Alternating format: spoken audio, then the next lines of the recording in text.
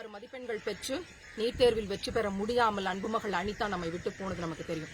அப்போது உண்ணாவிரத போராட்டத்தை முன்னெடுத்து என்னுடைய அரசு ஆசிரியர் பணியை ராஜினாமா செய்துவிட்டு தொடர்ந்து அனிதாவின் வெற்றிடத்தை நிரப்புவேன் அப்படின்னு சபதமேற்று வேலை செய்து கொண்டிருந்தேன். இன்றைக்கு தேனி சில்வார்பட்டி கிராமத்தைச் சேர்ந்த அரசு மேல்நிலைப்பள்ளியிலிருந்து ஒரு மாணவன் ஜீவித் குமார் என்கிற சாதனையாளன் இன்றைக்கு ஒரு சரித்திரம் படைத்திருக்கிறான். 664 மதிப்பெண்கள் எடுத்து நீட் தேர்வில் வெற்றி பெற்று இந்திய அளவில் அரசு பள்ளியில் இருந்து ஒரு சாதனையை பெற்றிருக்கிறான். அப்படிங்கறத மிக பெருமிதத்தோடு அந்த பள்ளியின் வாசலில் இருந்து அறிவிப்பது எனக்கு மிகப்பெரிய பெருமை.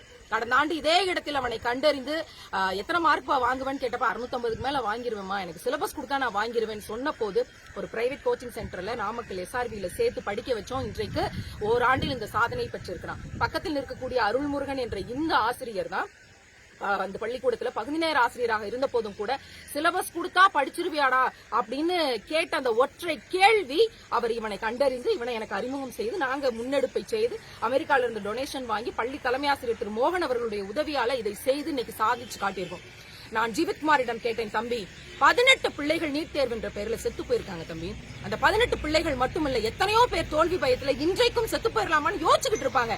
அவர்களுக்கெல்லாம் நீ என்ன சொல்ல போறன்னு கேட்ட போது அவன் சொன்ன ஒற்றை பதில் இதுதான்: எங்களுக்கு சிலபஸ் 2 வருஷத்துக்கு முன்னாடி கொடுத்துட்டீங்கன்னா நீட்ல பாஸ் ஆகணும், மருத்துவர் ஆகணுங்கிற கனவோடு இருக்கிற பிள்ளைகளுக்கு 10ஆம் கிளாஸ் முடிச்சவனே சிலபஸ கொடுத்துட்டீங்கன்னா 12ஆம் கிளாஸ் முடிச்சவனே எங்களுடைய வெற்றி அரசு பள்ளி தரப்பில் இருந்து மிகப்பெரிய அளவுல இருக்கும். அதற்கு நான் உதாரணமாக இன்றைக்கு நிற்கிறேன் சொல்லக்கூடிய இந்த பதிலை அரசின் கவனத்திற்கு பரிந்துரை செய்ய விரும்புகிறேன். அரசு பள்ளி பிள்ளைகளும் கிராமப்புற குழந்தைகளும் தகுதி குறைவானவர்கள் அல்ல. பாடத்திட்டத்தை கொடுத்துவிட்டு தேர்வு நடத்தினீங்கன்னா ஜீவித்குமார் போல லட்சக்கணக்கான பிள்ளைகள் உருவாக முடியும்.